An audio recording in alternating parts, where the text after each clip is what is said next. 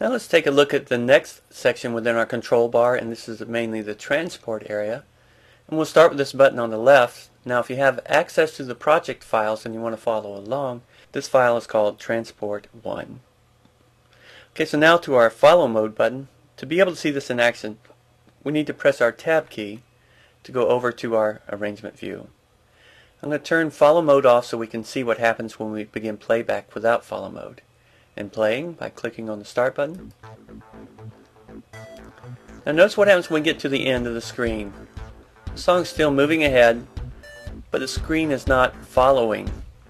This is a great mode to be in without Follow Mode when you want to work on the same set of notes or information over and over. Let's watch what happens when we engage the Follow Mode by clicking on this.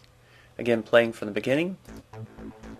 Once we get to the center, the notes begin to scroll by, and the audio and MIDI is coming by and being performed, and the song keeps its place. Now notice if I change my zoom, we lose Follow Mode while it's playing back.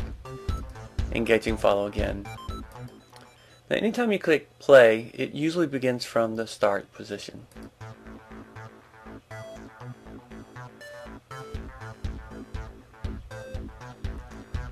And stopping. Now we can see our current position here. This is our arrangement position. We're in bar 5, after the first beat, after the second fragment of the first beat. So here's measure 5, after the first beat, but before the second beat. You can see that. Now if you want to jump to a certain position, you can enter a number, 7, period, 1, period, 1, and return. And playback will begin from there. Additionally, you can click and hold and go to a current position that way. And click play.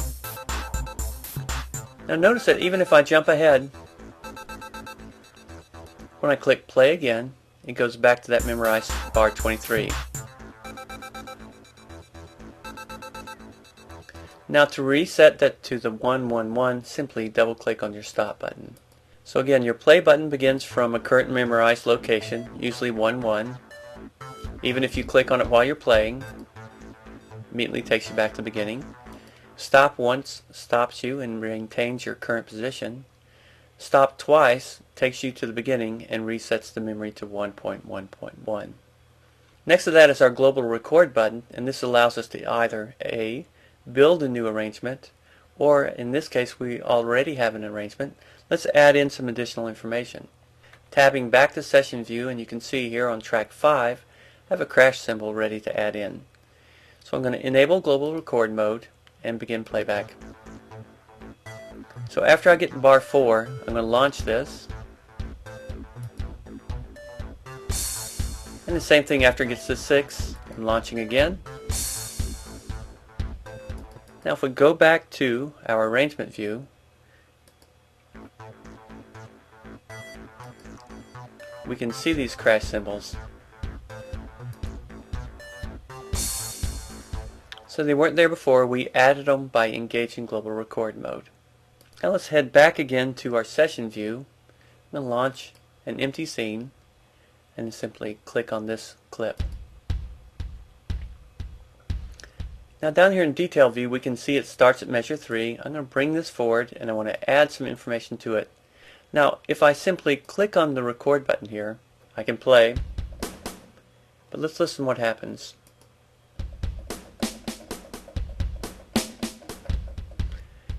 It's adding it in so we can audition, but we can't actually record it. I'll turn on my metronome so I can hear the click and enter overdub mode. Again, the function of overdub is to allow us to add additional MIDI information to an existing clip. So I'll begin playback now.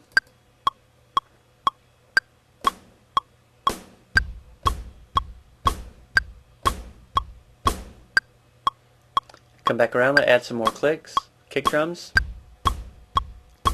Here we go.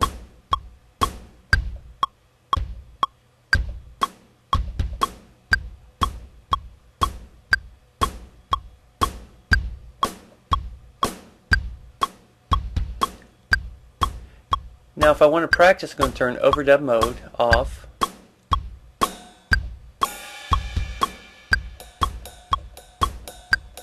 I know what I'm going to play. Re-engage overdub.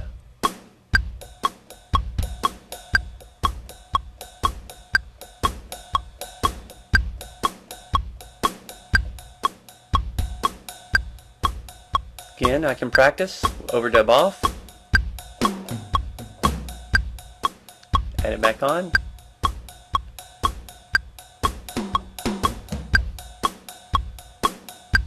So now we've added in cymbals, snare, additional kick drums, and some toms.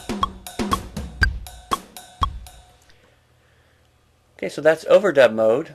Next to that is back to arrangement. So we've added some things in by playing these toms and etc. Turn off some clips.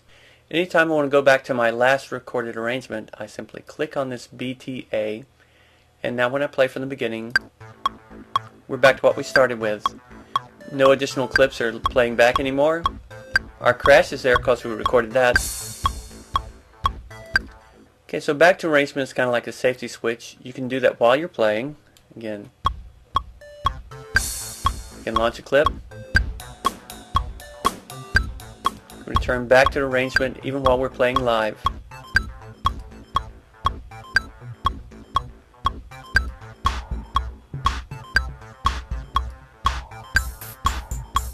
And back to arrangement.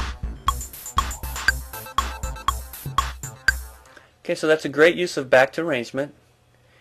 In our next section, we'll pick up with global, quantize, and draw mode. And then we'll move on to this section over here, the control bar also.